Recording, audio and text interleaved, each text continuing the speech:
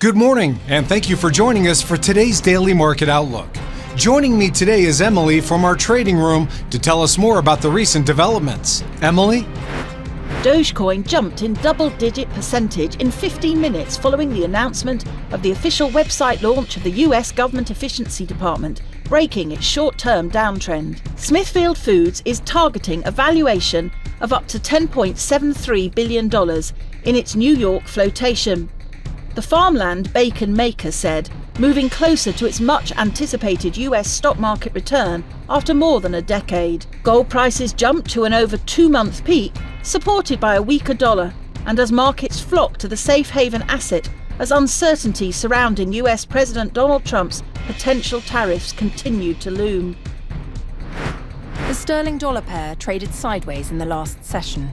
The stochastic RSI is in overbought territory. The Bitcoin dollar pair skyrocketed in the last session.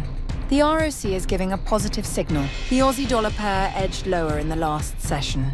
The MACD is giving a positive signal. The dollar-yen pair edged higher in the last session. The Williams indicator is in oversold territory. Stay informed with the economic calendar for the next few days, which includes a blend of high, medium and low impact events.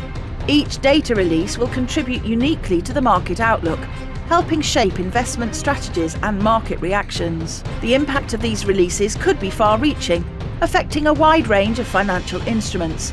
Staying aware of the upcoming data can be key to timely and strategic decision-making. We hope that you've enjoyed today's Market Outlook.